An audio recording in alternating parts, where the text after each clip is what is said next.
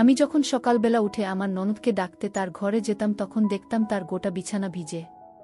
মাঝে মাঝে সাদা চাদরের উপর রক্তের দাগও দেখতে পেতাম। আমার খুব জানতে ইচ্ছে হতো যে ওর হাতে কি করে। তাই আমি একদিন তার ঘরে লুকিয়েছিলাম। সেদিন আমি যা দেখলাম সেটা দেখে আমার বুক কেঁপে উঠল। আমি দেখলাম যে আমার ননদ তার শরীরে। আমার নাম চন্দ্রা। একদিন আগে আমার বীরেনের সাথে বিয়ে হয়েছে। আমার শ্বশুরবাড়িতে বীরেনের ছোট বোন আর মা ছিল। বীরেন তার বাবাকে ছোটবেলায় হারিয়েছিল। আজ শ্বশুরবাড়িতে আমার প্রথম দিন। আমার ঘুম থেকে ওঠার পর আমার শাশুড়ি মা বলেন, বোমা আছে, তোমাকে মিষ্টি কিছু রান্না করতে হবে। আজ এই বাড়িতে তোমার প্রথম দিন। এবারের নিয়ম অনুযায়ী বাড়ির নতুন বুধের রান্নাঘরে ঢোকার আগে একটা পুজো করতে হয়। তারপর মিষ্টি কিছু বানাতে হয়। কিন্তু সমস্যাটা হচ্ছে আমি রান্না করতে জানি না। আমি আমার মা বাবার একমাত্র মেয়ে ছিলাম। পড়াশোনার জন্য আমি বেশিরভাগ সময় বাড়ির বাইরে কাটাতাম। মাঝে মাঝে যখন আমি বাড়িতে আসতাম তখন মা আমাকে কোনো কাজ করতে দিত না। মা সবসময় বলতো, তুই পড়াশোনায় মন দে, বাড়ির কাজকর্ম আমি সামলে নেব। তাই জন্য আমি বাড়ির কাজকর্ম শিখতে পারিনি। তবে বিয়ের আগে আমার বাবা বীরেনকে পরিষ্কার বলে দিয়েছিল যে আমার মেয়ে বাড়ির কাজকর্ম খুব একটা জানে না, কিন্তু আস্তে আস্তে সব শিখে নেবে। বীরেনের এই ব্যাপারে কোনো আপত্তি ছিল না। বীরেন বাবাকে বলেছিল যে আমার মা আর ছোট বোন খুব ভালো, তারা চন্দ্রাকে সব কিছু শিখিয়ে দেবে। আজ আমার শাশুড়ি মায়ের কথা শুনে মনে হলো যে বীরেন হয়তো ওনাকে কিছু বলেনি যে আমি রান্না করতে পারি না, তাই হয়তো উনি আমাকে রান্না করতে বলেছেন। তখন আমি আমার ঘরে গিয়ে জিজ্ঞেস করি, আপনি আপনার মাকে কিছু বলেননি? আমি তো রান্না করতে জানি না। তখন বীরেন বলে, আমি ভুলে গেছিলাম, তুমি আমার সাথে এসো। বীরেন আমাকে তার মায়ের কাছে নিয়ে যায়। বীরেন মাকে বলে, পড়াশোনার জন্য চন্দ্রা বাড়ির কাজকর্ম শেখার সময় পায়নি, তোমাকেই ওকে সব কিছু শিখিয়ে দিতে হবে। আমার শাশুড়ি মা খুব ভাল ছিলেন। তিনি বললেন, কোনো ব্যাপার নয় বৌমা, আমি তোমাকে সব রান্না শিখিয়ে দেব। চলো আজ আমরা দুজনে মিলে হালুয়া বানাবো। শাশুড়ি মায়ের কথা শুনে আমি শান্তি পেলাম। আমি যা চেয়েছিলাম সেটাই হচ্ছিল। বিয়ের আগে আমি আমার শাশুড়ি মায়ের মধ্যে আমার মাকে দেখতে চেয়েছিলাম, আর আজ আমি সেটাই দেখতে পাচ্ছিলাম। আমি আর বীরেন নিজেরা পছন্দ করে বিয়ে করেছিলাম। আমরা একসাথে কলেজে পড়তাম, আর তখনই আমরা একে অপরের প্রেমে পড়েছিলাম। আমরা দুজনেই খুব ভালো ধনী পরিবারের ছেলে মেয়ে, তাই আমাদের পরিবারের কোনো আপত্তি ছিল না। আমাদের দুজনের বিয়ে হয়ে যায়। তখন আমি আমার শাশুড়ি মায়ের সাথে রান্নাঘরে চলে যাই আর কিছু মিষ্টি খাবার বানানোর তোড়জোড় শুরু করি। আমার শাশুড়ি মা আমাকে বলে দেন, আর আমিও ওনার কথা মতো হালুয়া বানিয়ে ফেলি আর সবাইকে মিষ্টিমুখ করাই। আমার ননদ হালুয়া তাকিয়ে বলে, বৌদি, এই হালুয়া তুমি বানিয়েছ? আমি বলি, আমি বানিয়েছি, কিন্তু মা আমাকে শিখিয়ে দিয়েছে। তখন সে বলে, তুমি হালুয়া বানাতে পারো না। এই বলে সে রেগেমেগে তার ঘরে চলে যায়। আমার নন্দের নাম কণিকা। তার বয়স মাত্র 15 বছর, কিন্তু তার কথাবার্তা আর চালচলন দেখে মনে হতো তার বয়স 20 বছরের উপরে। তখন আমার শাশুড়ি মা বললেন, তুমি কিছু মনে করো না বৌমা, ওর ব্যবহারটা এরকম, ছোটখাটো ব্যাপারে লেগে যায়। আমি আমার নন্দের কথা ধরলাম না, কিন্তু আমার মনে হতে লাগলো যে ওর সাথে আমি বন্ধুত্ব করতে পারত। প্রথম দিনই সে আমার সাথে এমন ব্যবহার করল। তখন বীরেন আমাকে বলল, তুমি আমাদের সাথে বসে হালুয়া খেয়ে নাও। তখন আমি বলি, না থাক, তোমরা আগে খেয়ে নাও, আমি পরে কণিকাকে খাইয়ে তারপর খাব। বীরেন বলে, ও এখন খাবে না, তোমাকে ওকে নিয়ে ভাবতে হবে না, ওর খিদে পেলেও নিজেই শিখে নেবে। আমি ওদেরকে হালুয়া খাইয়ে নিজের ঘরে চলে গেলাম। কিছুক্ষণ পর আমার এক বন্ধুর ফোন আসে। সে বলে, আমরা তো শহরে এসেছি, আমরা কি তোর সাথে দেখা করতে পারি? আমি বলি, আমাকে আগে আমার শাশুড়ি মায়ের অনুমতি নিতে হবে, তারপর আমি বলতে পারবো। তারপর আমি আমার শাশুড়ি মায়ের ঘরে গিয়ে তাকে বলি, আমার কিছু বন্ধু এই শহরে এসেছে, তারা আমার বিয়েতে আসতে পারেনি, তখন তাদের কিছু জরুরি কাজ পড়ে গেছিল, তাই ওরা এখন আমার সাথে দেখা করতে চায়। মা বললেন, এ তো খুব ভালো কথা বোমা, তুমি বরং ওদেরকে এই বাড়িতে ডেকে না। তখন আমি বলি, ওরা তাদের পরিবারের সাথে এসেছে মা, তাই ওরা এই বাড়িতে আসতে পারবে না। আপনি যদি আমাকে অনুমতি দেন তাহলে আমি বাইরে কোথাও ওদের সাথে দেখা করে নেব। মা বললেন, ঠিক আছে বোমা, তুমি আমাদের গাড়ি আর ড্রাইভারকে নিয়ে যাও, আর সাবধানে যেও। তখন আমি খুশিমনে বাড়ির গাড়ি করে আমার বন্ধুদের সাথে দেখা করতে চলে গেলাম। আমরা অনেক গল্প করলাম। তারপর বাইরে কিছু খাবার খেয়ে আমি বাড়ি ফিরে এলাম। আমি বাড়ি এসে দেখি আমার ননদ আমার শাশুড়ি মাকে বলছে বৌদিকে এত ছাড় দেওয়ার কোনো দরকার নেই। যখন সে মাথার উপর চড়ে বসবে তখন তুমি তাকে সামলাতে পারবে না। আর এমনিতেও দাদা এখন বৌদির কথায় উঠে আর বসে। দেখো মা, এখনো সময় আছে। তুমি বৌদির সব কথা মেনে নিও না। ওকে একটু দাবিয়ে রাখ। তোমার পায়ের তলায় রাখুন যাতে পরে পস্তাতে না হয়। ওকে যদি এত ছাড় দাও আর কিছু না বলো তাহলে ও কখন তোমাকে তার পায়ের নিচে দাবিয়ে রেখে দেবে তুমি বুঝতে পারবে না। তার কথা শুনে আমার খুব রাগ হয়। আমি ভাবতে পারছিলাম না যে এইটুকু একটা মেয়ে এত বড় বড় কথা শিখল কোথা থেকে, তাও আবার এসব খারাপ কথাবার্তা। আমি আমার নন্দকে নিজের বোনের মতো ভাবতে চেয়েছিলাম, কিন্তু ও তো একেবারে অন্যরকম। আমার ভয় হচ্ছিল যদি আমার নন্দের জন্য আমার আর আমার শাশুড়ি মায়ের সম্পর্কটা খারাপ হয়ে যায়।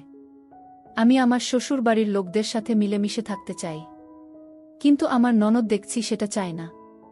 আমি ঠিক করলাম ও যা খুশি বলুক, তাতে আমার কিছু যায় আসে না। আমি আমার শাশুড়ি মা আর আমার বরের কাছে সবসময় ভালো হয়ে থাকব, তাদের মন জয় করার চেষ্টা করব। এই ভেবে আমি ভেতরে চলে গেলাম। আমাকে দেখে আমার ননদ চুপ করে যায় আর অন্য কথা বলতে শুরু করে, কিন্তু ওই কথাগুলো আমাকে কষ্ট দেয়। আমি বুঝতে পারি না যে কণিকা আমাকে নিয়ে কি এত সমস্যা। আমি তো তাকে বিয়ের আগে কখনো দেখিনি, আর বিয়ের পরেও আমি তাকে কোনো খারাপ কথা বলিনি। তাহলে সে আমাকে কেন পছন্দ করে না? আমি সব সময় কণিকার দেখাশোনা করতাম, ও সব কথা শুনতাম, আর ওর পছন্দমতো সবকিছু করার চেষ্টা করতাম, কিন্তু তাও কণিকা আমাকে পছন্দ করত না। আমি তো বুঝতেই পারছিলাম না যে আমার ভুলটা কোথায়। আজ অবধি আমি কারো কাছে মাথা নিচু করিনি, কিন্তু আমার বরের জন্য আর আমার মা বাবার সম্মানের জন্য আমাকে কণিকা এরকম ব্যবহার সহ্য করতে হচ্ছিল। এসব মাথা থেকে বের করে আমি কাজে লেগে পড়লাম। আমার ননদ কেন এমন ব্যবহার করে সেটা কেউ বুঝতে পারে না। সে সবসময় রেগে থাকে আর বাচ্চাদের মতো জেদ করে। কেউ কিছু বলতেও পারে না।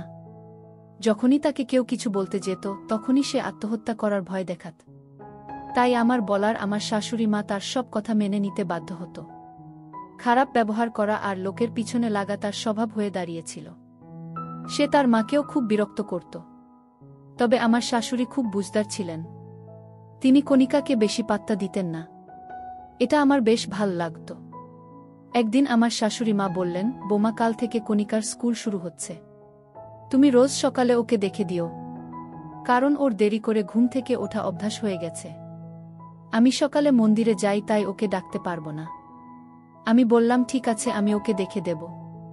কিন্তু আমার ভেতরে ভেতরে ভয় করছিল যে আমি যদি ওকে ডাকতে চাই আর সে আমার উপর রেগে যায় তখন আমি কি করব?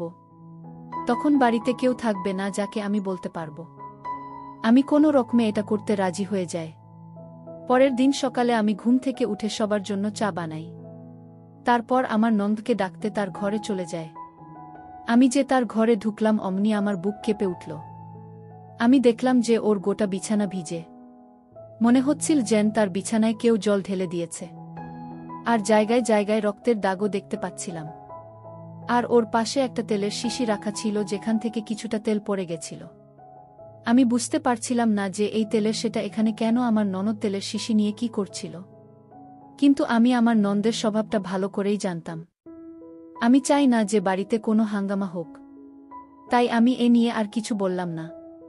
আমি তাকে ভালোবেসে ডাকতে লাগলাম, এবার উঠে পড়ো কণিকা, তোমার স্কুলের সময় হয়ে গেছে, আমি তোমার চা নিয়ে এসেছি। তখনই সে উঠে আমাকে কিছু না বলে চট করে বাথরুমে চলে গেল। আমিও নিজের ঘরে এসে স্নান করার প্রস্তুতি নিচ্ছিলাম। তারপর থেকে এটা রোজকার ব্যাপার হয়ে যায়। রোজ সকালে যখন আমি কণিকাকে ডাকতে যাই তখনই আমি দেখি তার বিছানার পাশে একটা তেলের শিশি পড়ে আছে, যেখান থেকে একটু তেল বেরিয়ে এসেছে। আর তার বিছানাটা পুরো ভিজে আর জায়গায় জায়গায় রক্তের দাগ। আমি বুঝতে পারি না যে ও রাতে ঘরে কি এমন করে যে ওর জামা কাপড় আর চুলটাও পুরো ঘেটে থাকে। আমার মনে সন্দেহ হয়, কিন্তু আমি কোনো প্রমাণ ছাড়া কিছু বলতেও পারি না। আমার ভয় হয় যে কণিকা খারাপ কিছু করছে না তো। কিন্তু এই কথাটা তাকে কে বোঝাবে? সবাই ওর স্বভাব জানে। তার মেজাজ সবসময় বিগড়ে থাকে। ছোটখাটো ব্যাপার নিয়ে এসে ঝগড়া শুরু করত। কিন্তু আমি আর কতদিন চুপ করে থাকব? কণিকা আমার নন্দ হয়, ওর খেয়াল রাখাটা আমার দায়িত্ব। কিন্তু আমি যদি এই কথাটা আমার শাশুড়িমাকে বা বীরেনকে বলি তাহলে ও আবার বাড়িতে হাঙ্গামা শুরু করবে আর আমার বিরুদ্ধে সবাইকে উস্কাবে। এই ভয়ের জন্যই আমি এতদিন চুপ করেছিলাম। যখনই আমি বীরেনকে বা শাশুড়িমাকে কিছু বলার চেষ্টা করেছি তখনই আমার ভয় হতো যে ওর কারণে যদি আমাদের সম্পর্ক খারাপ হয়ে যায় তখন কি হবে। তাই আমি প্রত্যেকবার পিছু হেঁটেছি। একদিন আমার মনে হলো যে আমি নিজে যদি ওর উপর নজর রাখি আর দেখি যে ও রাতে কি করে তাহলে আমি সবটা জানতে পারব। কিছুক্ষণ পর আমি শুনি যে কণিকা আমার শাশুড়ি মায়ের উপর চেঁচাচ্ছে। ভগবান জানে আবার ওর কি হয়েছে, মনে হয় ওর কিছু পছন্দ হয়নি, তাই চেঁচাচ্ছে। আমার শাশুড়ি মা তাকে খুব বোঝানোর চেষ্টা করছিলেন, কিন্তু সে বুঝবে না। আমি আর এর মধ্যে কথা বললাম না, কারণ আমি চাই না আমার কারণে ঝগড়া আরও বেড়ে যাক। তাই আমি দূর থেকে দাঁড়িয়ে সব দেখছিলাম। কিন্তু আজ আমাকে বীরেনের থেকে একটা কথা জানতেই হবে। আমি ভিলেনের অফিস থেকে ফেরার অপেক্ষা করছিলাম। বীরেন যখন ফিরে আসে আর রাতের খাবার খেয়ে যখন আমরা ঘরে যাই তখন আমি তাকে জিজ্ঞেস করি, তো বীরেন, আমি আপনাকে একটা কথা জিজ্ঞেস করতে পারি? বীরেন বলে, হ্যাঁ নিশ্চয়ই, বলো কি বলবে। আমি বলি, কণিকা এরকম কেন? ওর ব্যবহার এত খারাপ কেন? ও সব সময় এত রেগে কেন থাকে? ও মাঝে মাঝে মায়ের উপরেও রাগ দেখে ফেলে। আপনারা কেউ কিছু বলেন না কেন? বীরেন বলে, আমি আর তোমাকে কি বলবো।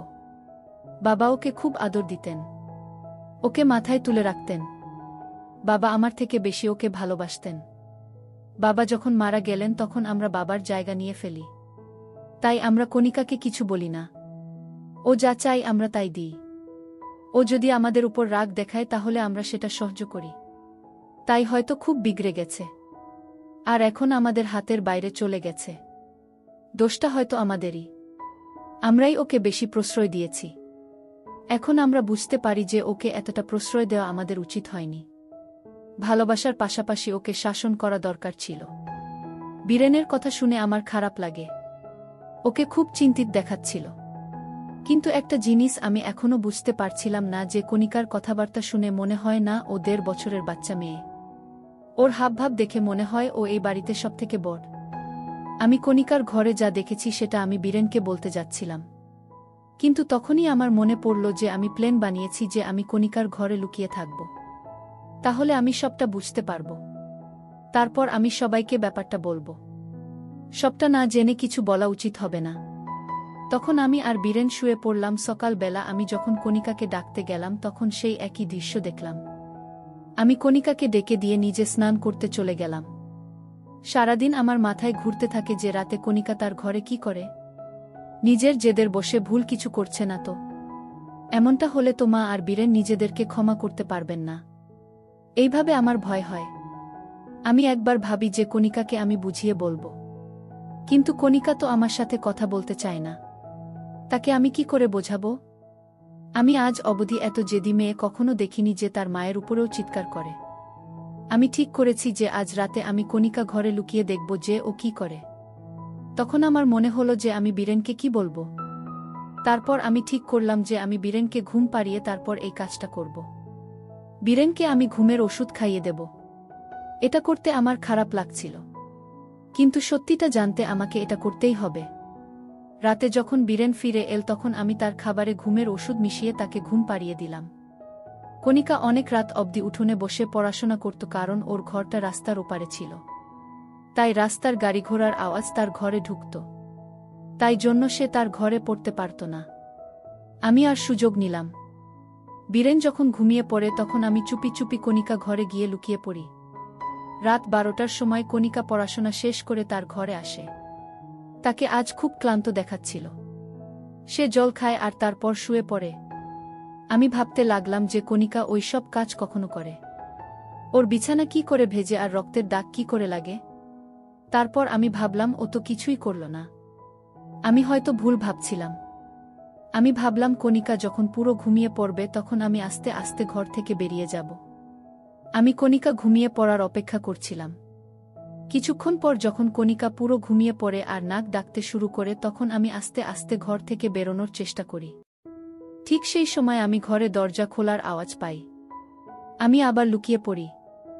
আড়াল থেকে দেখতে পাই যে কে ঘরের ভেতর ঢুকছে। তারপর আমি যা দেখলাম তা দেখে আমি হতবাক হয়ে গেলাম। আমি দেখি আমার শাশুড়ি মা কণিকার ঘরে ঢুকছে। মনে হাতে একটা জলের পাত্র ছিল, আর ছিল রক্তের মতো লাল একটা জিনিস আর একটা নারিকেল তার উপর কিছু একটা বাধা ছিল। আমি বুঝতে পারছিলাম না যে মা এত রাতে কণিকা ঘরে কেন এসেছে, আর এইসব জিনিস কেন নিয়ে এসেছে। উনি কি করতে চলেছেন? তখন আমি দেখলাম মা নারকেলটা ভেঙে তার জল কণিকার গায়ে ছেটানো। সেই জলে তার গোটা বিছানাটা ভিজে যায়। তারপর তিনি রক্তের মতো লাল জলটা কণিকার গায়ে ছেটানো আর সেটা বিছানায় জায়গায় জায়গায় পুড়ে যায়। তিনি সেটা গোটা ঘরে ছিটিয়ে দেন। কণিকা ঘুমোচ্ছিল, তাই সে কিছুই বুঝতে পারছিল না যে তার সাথে কি করা হচ্ছে। আমি আর থাকতে পারলাম না। আমি আড়াল থেকে বেরিয়ে এলাম। আমাকে ওই ঘরে দেখে আমার শাশুড়ি মা একটু ঘাবড়ে যান। উনার গোটা ঘামে ভিজে যায়। উনি বলেন, বৌমা তুমি এখানে কি করছো? আমি বলি, এই প্রশ্নটা তো আমায় আপনাকে করা উচিত যে আপনি এত রাতে এখানে কি করছেন। আমাদের দুজনের গলার আওয়াজ শুনে কণিকা উঠে বসে। সে বিরক্ত হয়ে বলে, তোমরা দুজন এত রাতে আমার ঘরে কি করছো? তখন আমার শাশুড়ি মা হাত জোর করে বলেন, বোমা আমার কোনো খারাপ উদ্দেশ্য নেই, আমাকে ক্ষমা করে দাও।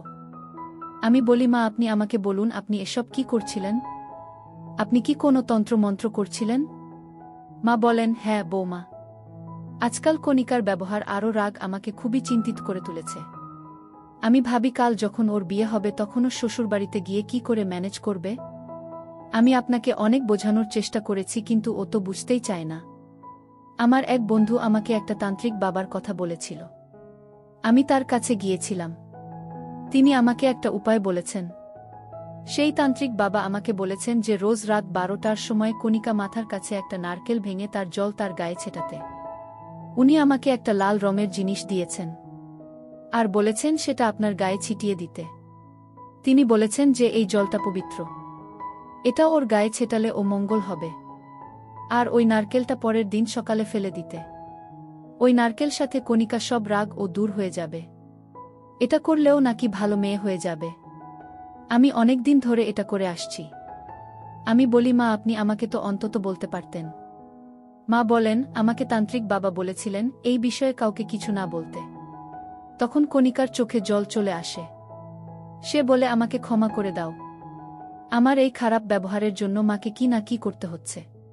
আমি মনে করতাম যে যেভাবে ছোটবেলা থেকে সবাই আমার সব কথা শুনে এসেছে চিরকাল সেটাই হবে, আমি ভবিষ্যতের কথা ভাবিনি। কণিকা আমার কাছে ক্ষমা চায় আর বলে, বৌদি আমাকে ক্ষমা করে দাও। আমার অনেক বড় ভুল হয়ে গেছে। আজ থেকে আমি নিজেকে বদলে ফেলব। কিন্তু আমার শাশুড়ি মায়ের অন্ধবিশ্বাস আমাকে চিন্তায় ফেলে দেয়। আমি বলি, মা আপনি এইসব অন্ধবিশ্বাস ত্যাগ করুন। এইসব ভালো নয়, এতে জীবন নষ্ট হয়ে যায়। মা বলেন, বোমা মানুষ সমস্যায় পড়লে অনেক কিছু করতে বাধ্য হয় যেটা তারা করতে চায় না। আমি বিপদে পড়ে সেই তান্ত্রিক বাবার কাছে গিয়েছিলাম, কিন্তু এখন সব কিছু ঠিক হয়ে যায়। আমরা তিনজনে একে অপরকে জড়িয়ে ধরি। পরের দিন সকালে বীরেন ঘুম থেকে উঠে কণিকাকে দেখে চমকে যায়। কণিকা এমন রূপ সে কোনো দিন দেখেনি। কণিকা খুব শান্ত হয়েছিল আর বাড়ির কাজে মাকে সাহায্য করেছিল। তার থেকেও বড় কথা, সে আমার সাথে খুব ভালোভাবে কথা বলছিল। দেখে মনে হচ্ছিল আমরা অনেক দিনের বন্ধু। বীরেনের এসব বিশ্বাস হয় না। সে বলে, এসব আমি কি দেখছি? আজ সূর্য কোন দিকে উঠেছে? তখন তাকে সব কথা খুলে বলে। তার মায়ের অন্ধবিশ্বাস দেখে বীরেনের ও রাগ হয়, কিন্তু কণিকা সূত্রে যাওয়াটা সেরা ঘুরিয়ে দেয়। আমরা চারজনই ভগবানকে ধন্যবাদ জানাই। আমার মুখে হাসি ফুটে ওঠে। আমি খুশি হই এটা দেখে যে দেরি করে হলেও আমার ননদ সঠিক রাস্তায় ফিরে এসেছে। বন্ধুরা, আজকের ভিডিওতে এখানেই শেষ করলাম। অনেক কষ্ট করে ভিডিওটি আপনাদের জন্য বানিয়েছি। যদি ভিডিওটি আপনাদের ভালো লেগে থাকে তাহলে একটা লাইক করবেন এবং চ্যানেলটি সাবস্ক্রাইব করবেন। এই আশা ব্যক্ত রেখে আপনাদের কাছ থেকে বিদায় নিচ্ছি আমি কবিতা। দেখা হবে আগামীকালের নতুন কোনো ভিডিওতে। সে পর্যন্ত সবাই ভালো থাকুন, সুস্থ থাকুন। ধন্যবাদ।